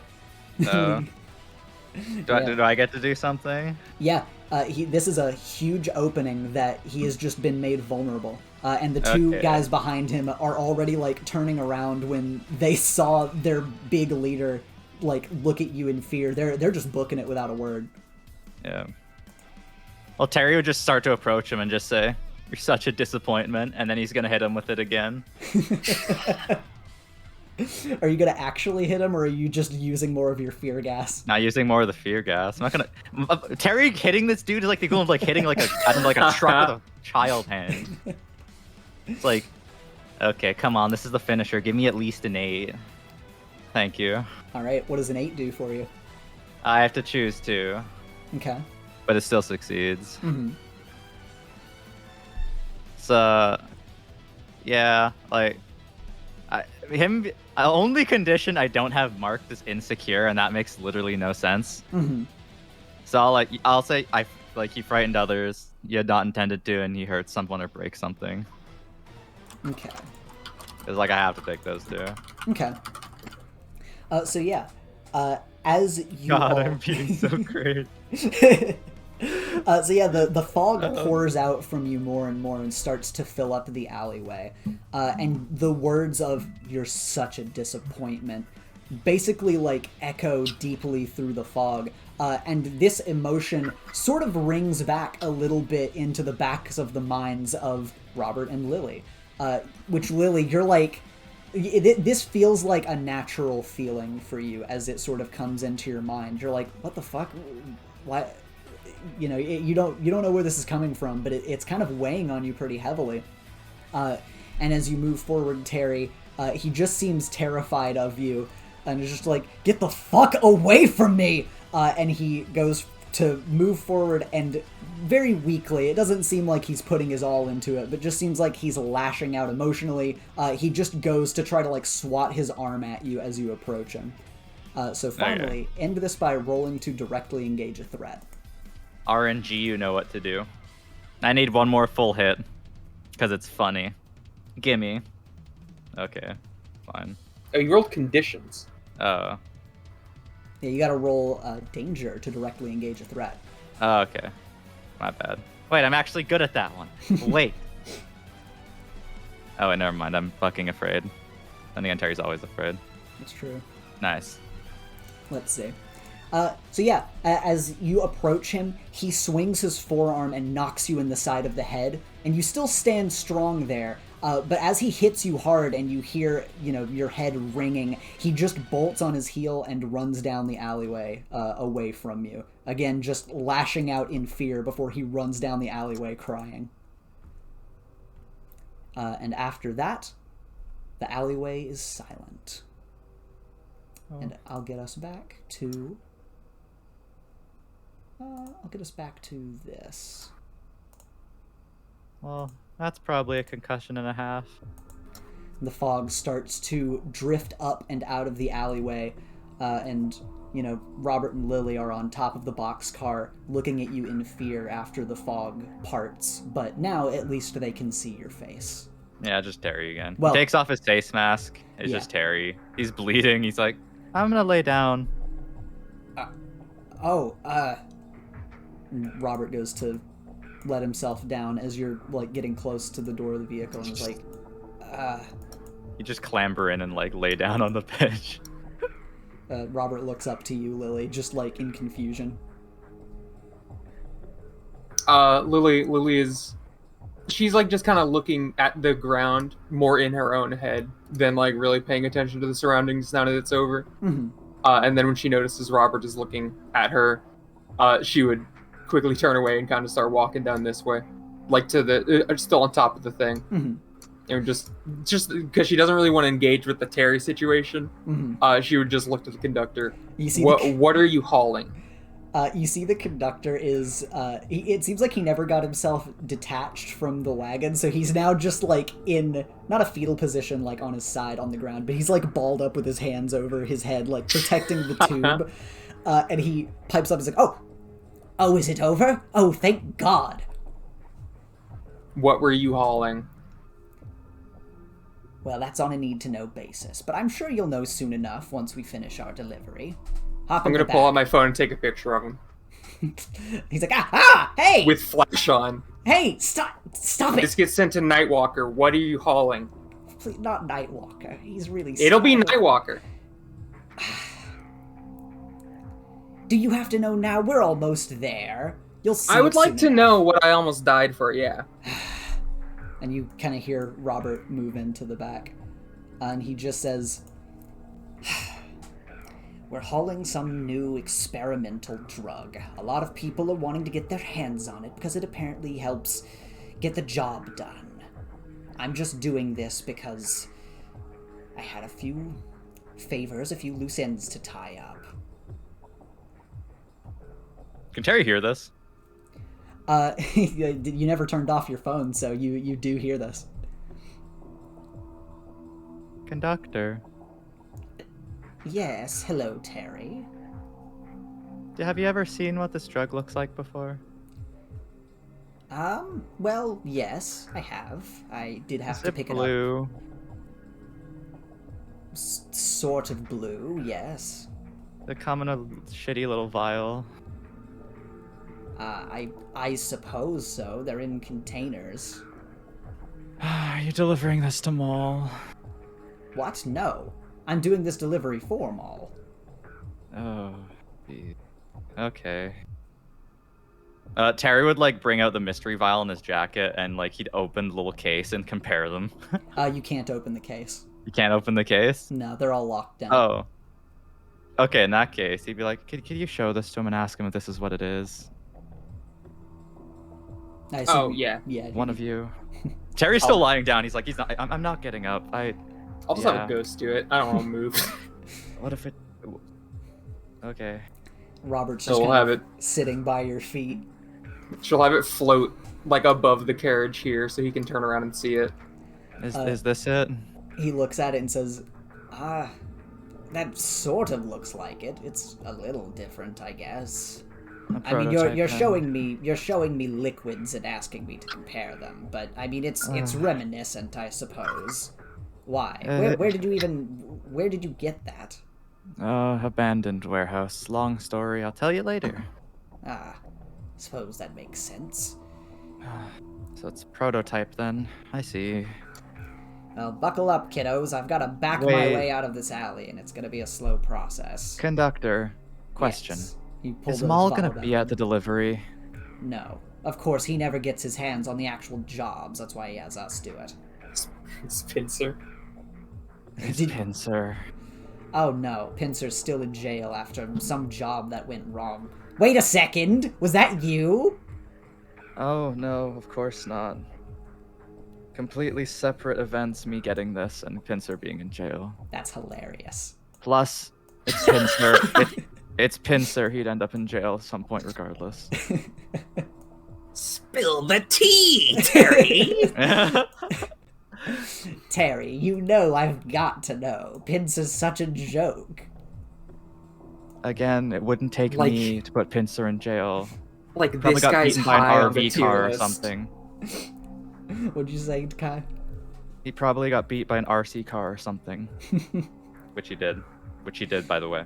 Which he actually real did. Not even a joke. Hey, you guys continue your slow backing out, as it seems like it's hard for him to pick up speed going backwards. And yeah, you guys are all sitting in here, and of course, as you are, you guys are talking about this, and you and the conductor both reach a point where you're kind of deflecting each other, so you just sort of drop it. And Robert just looks over to you, Terry, and is like, "Well, it wasn't as bad as last time, but that still felt pretty rough. I guess you didn't think it would reach as far back as it did, huh?" Oh, I'm not in normally. I don't normally worry about my radius of damage. I just get the job done. Sorry about that. Yeah. Well, again, at least the radius wasn't as wide as in training, but thanks for at least telling me to back up regardless. Yeah, I'm working on it. Robert sighs, and now, Lily, you get the feeling that Robert has seen something like that before. Yeah. Lily isn't going to say anything, but she will pull out her phone to. Do I have Terry's number? Can I just what is the pad thing again? Where we can contact students. Yeah, your pads can. You can also have each other's numbers. I'm Yeah, pretty we sure can everyone traded numbers like in the first or second session. Yeah, Just, like, and if not, we really would have offhand. before doing this anyway. Yeah, 100. Yeah. 100. Yeah. Yeah, he had to have at least your number to send you messages about, hey, we're doing the thing, I Yeah. need your help. So Okay, that makes sense. You just Lily would not say no if Terry asked for the number because she thinks he's cool because of the villain thing specifically. He's got an aesthetic. Yeah. But she would text Terry like with the hand like that's on the side that Robert isn't seeing, and just say like, once Robert's gone, we need to talk. Okay. You just reply with the thumbs up. Other than that, he's just gonna like nap because She hates that because it feels sarcastic, but she doesn't say anything. And yeah, you guys roll on out. And eventually, the conductor pulls himself out of this little dead-end alleyway, kind of going back in the direction he was intending to take in the first place. You guys weaving your way back around to that first turn you were supposed to take, since the van is still crashed in the alleyway. And eventually, you drive on to your destination.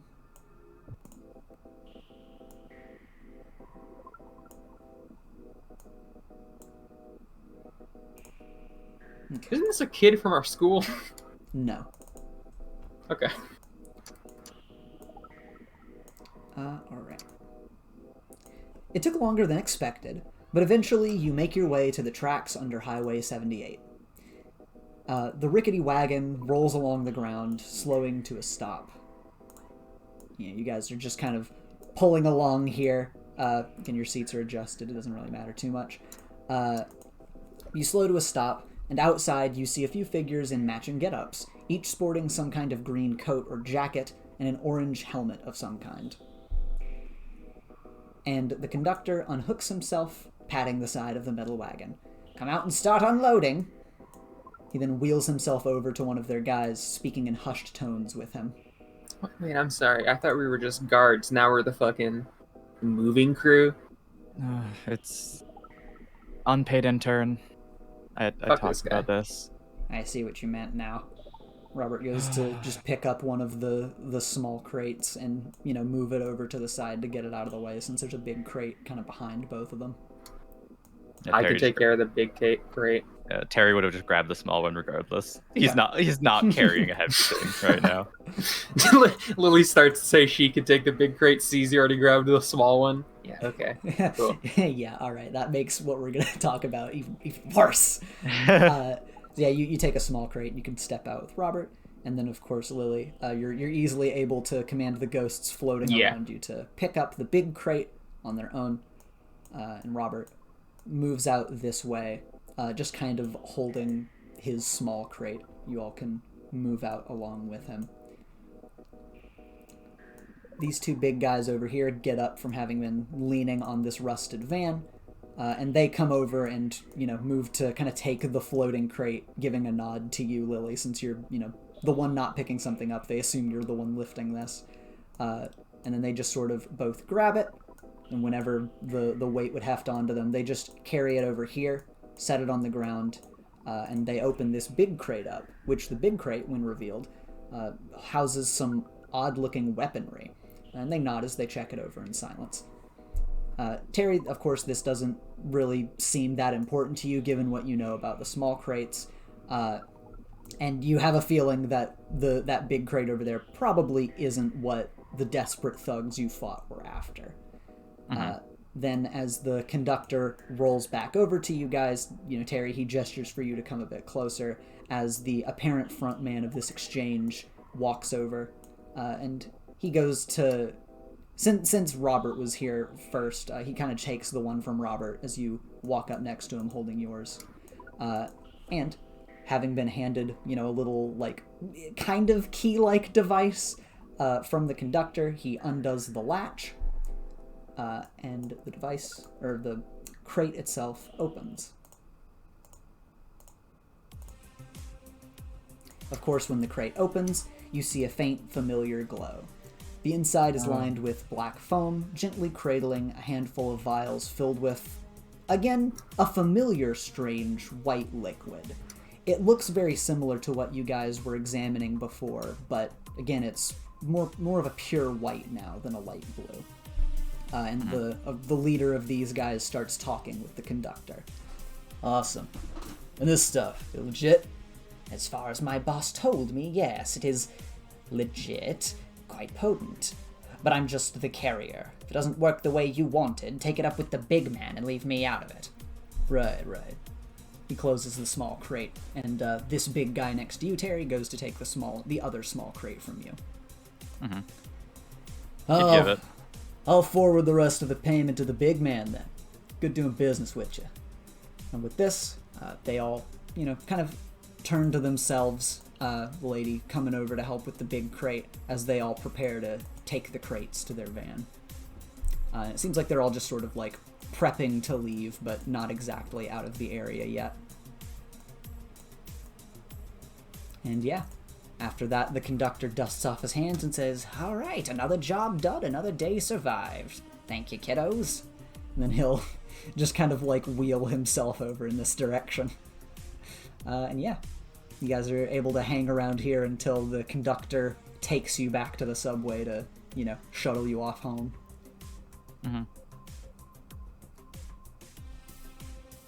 Oh, What are these guys? What's these guys' deal? Terry, you know these guys? Are they Halloween themed? What's up? I don't keep track of riffraff, or Yeah. all of it, I suppose. you'd say this very quietly, by the way. It'd be like offhand. First of all, Terry, roll to assess the situation for me. He wasn't even looking at them. He'd actually look at them now. Wait, where's assess the situation? Oh wait, it's superior. Oh, I'm terrible at that. Let's go. Give me a 3. Imagine not being good at superior. Oh, Yo! Goddamn. God, never mind. Makes sense because this is also in your wheelhouse. -2! It's in your wheelhouse, brother. Yeah, so You can ask 2 questions about these guys and their getup. Who are they and how dangerous are they? So, who are they? You know that you hadn't heard of these guys back when you were doing stuff, but you've heard of them recently just due to, having your ear to the ground Hearsay. recently. And it seems like they're a part of a relatively recent group, if their getup is sort of to speak for them. Galactic. They're a part of a group known as the Salvagers. They're recently building themselves up, and they are known for wearing, a lot of oranges, reds, and greens. Green. And, they've got a sort of air, not an air about them. They don't have a uniform, but you know what I mean. They've got their colors that they have an don. aesthetic they have. And yeah, it just seems like they're new, up and coming, just another group of thugs. In terms of how dangerous they are, they don't seem that dangerous. I mean, it just kind of seems like they take whatever they can get their hands on and commit petty crimes. New group. Is scavengers? Here, I'll That it? actually Yeah, just... give you a visual for this group, because I have those. I know for a fact if someone kicked that person's helmet hard enough, it would, shake their brain. That's funny. Oh. The Salvagers. New group. I think they're called the Salvagers. The thing is being orange, green. Not that much of a problem. But I suppose that's the plan with Maul, isn't it? To become a problem. Yeah, it's a movie to make. I will also say you know 100% that they are not affiliated with Maul. Oh yeah, he knows that, but he gets the vibe of what Maul's doing now. It's just annoying. Oh, I got what I wanted out of this. What did you want out of this? Just knowledge about what Big Boss is doing. Well, that's good at least. And Yep. you just had to get a concussion for it. He kind of croaks a little bit, giving a smirk of hey, lighthearted little jab. Well, at least I'm not dead. Yeah. +1 for me. Terry wins. He kind of gives a chuckle and a croak, and he just says, "I'll be waiting in the back for whenever the conductor pulls us back to the station." He croaks again and just goes to walk past you guys and go sit. Yeah, the conductor starts hooking himself up. He's like, whenever you kids are ready, we'll make haste. Well, You guys Yeah, hop in Terry the would back. just clamber back into the little wagon. He wouldn't lay down this time. He just kind of leaned back into the wall. it's emptier now, so we have more room. He'd still want to be close It's to true. the door. It's true. It is actually not crowded anymore, so you do have more room. All right. So yeah, the conductor, of course, he'll wheel you guys along as you guys, make your way now back out onto a small road, but heading out towards the main city. And eventually he brings you guys down onto a subway. You guys transfer over to the one that heads back to the school, and now taking his own ID back, he uses it to get you guys on board once again without, alerting the systems or anything, and you guys shuttle off to the school.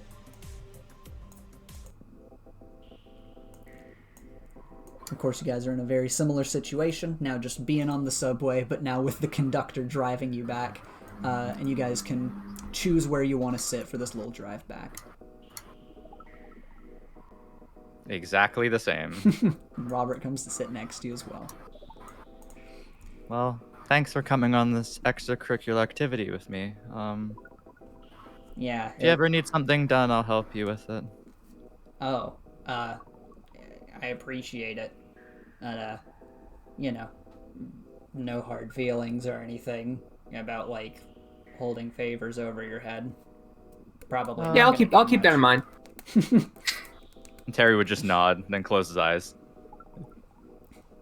Robert just sort of, nods a bit to himself as you close your eyes and are just could really use some sleep right about now.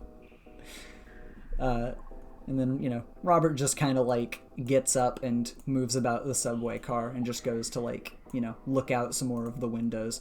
And, of course, out the windows over here, what you guys would see in the distance is, like, a glowing maglev trail, which is just what these subways use to get around.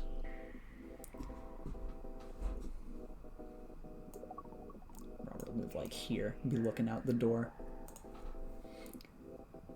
Yeah, the subway rumbles on in relative silence. And it takes a little while, but eventually, unless, any of you have any fun small talk topics for the group, you would eventually make your way back to the school in relative Harry silence. uses his face mask and he'd like wet it. He would like wet it back with like a public bathroom sink, and he's like wiping the blood off his head, so like it does not there anymore.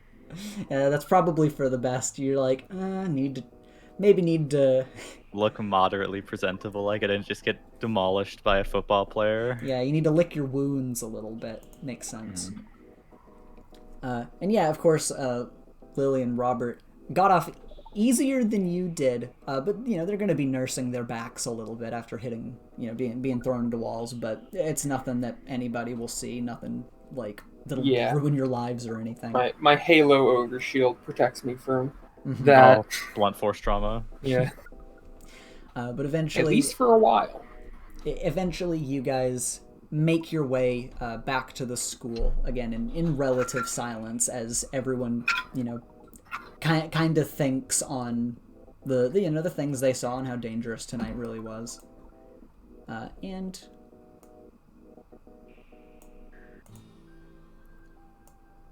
of course, you guys make it back in one piece. Nothing crazy. Once you get back on the school grounds, the conductor just kind of like, gives you guys some brief thanks. It seems like he kind of like hand waves the fact that Robert and Lily were there, and just sort of thanks you, Terry, saying like, well, I appreciate that we're even now. Remember, if you ever need any other favors, I'm always around. Mm-hmm. I know. I'll find you if I need to. He gives a nod. And as he goes to turn to roll away, he also kind of stops himself and just says, and, I am sorry that you got as roughed up. I mean, it's the nature of what we do, but... Indeed. Get better soon, Terry. Oh, conductor. I have an inkling what Maul might be up to. Please be careful. He's getting a bit overzealous, so I'm gonna put it.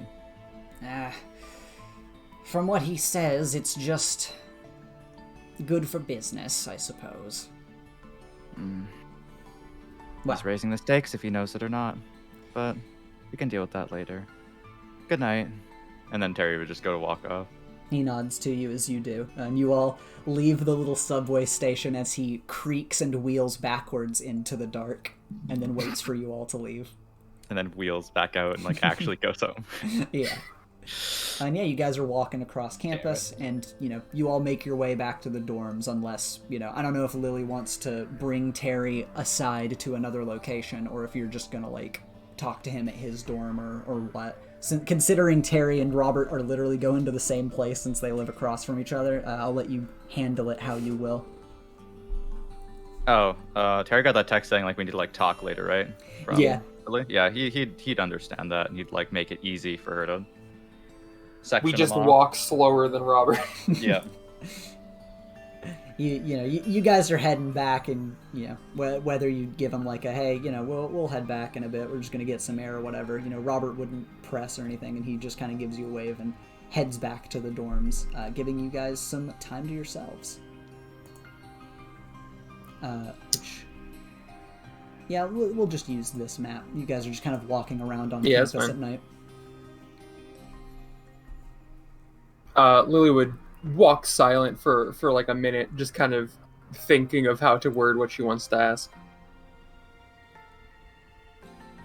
So, like, do you...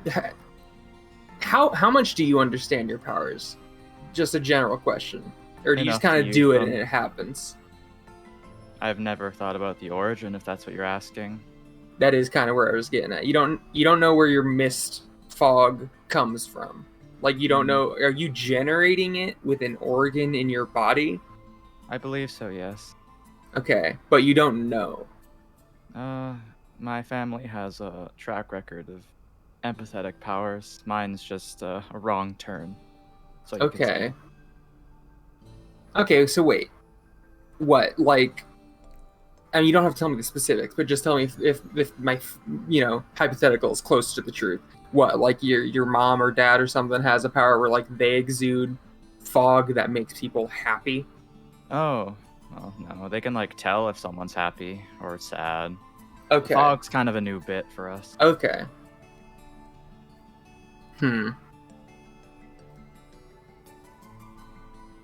How sure am I that it feels connected to the thing Lawrence talked to me about? It is really tough to say, considering you don't really know the ins and outs of Terry's biology, how superpowers really work. But of course, you saw the Deja there, and you do remember Lawrence mentioning the realm of fog, so it is a natural conclusion to come to. Okay.